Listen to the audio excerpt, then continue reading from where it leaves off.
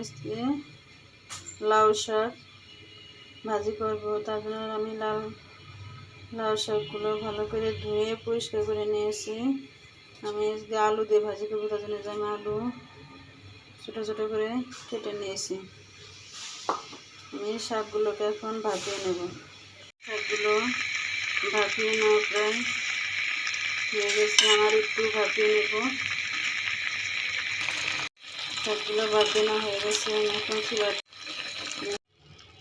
এখন চুলাটা বন্ধ করে দেব। শাকগুলো ভালো করে ধুয়ে নেব। চুলাতে একটা কড়াই বসিয়েছি।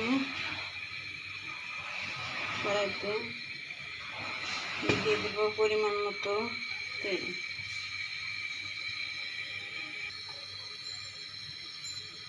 কড়াই তেল দিয়ে দিয়েছি। তেল দেব কাঁচামরিচ, রসুন, পেঁয়াজ।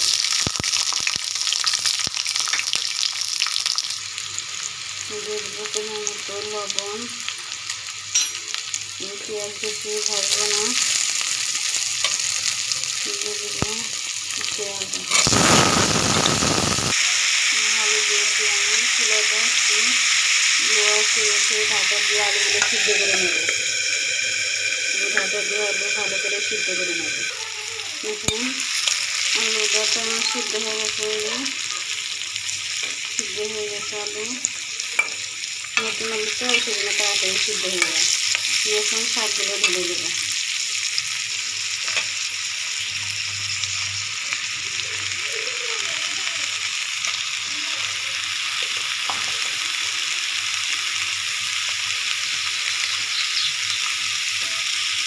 ভালো করে নেড়ে নেব।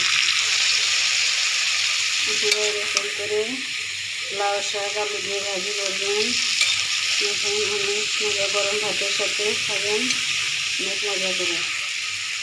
শাক প্রায় হয়ে গেছে, আমার একটু ভেজে নামিয়ে নেব। শাক ভাজিটা হয়ে গেছে। আমি এখন চুলাটা বন্ধ করে ভাজিগুলো নামিয়ে নেব। আমার এই লাউয়ের শাক আলু দিয়ে ভাজি যদি আপনাদের ভালো লেগে থাকে তাহলে অবশ্যই বাসায় একবার ট্রাই করবেন।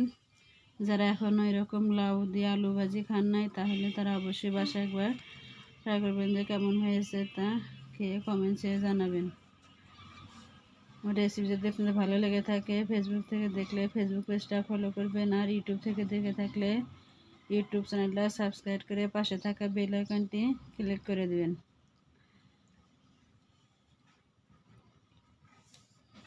আল্লাহ হাফেজ।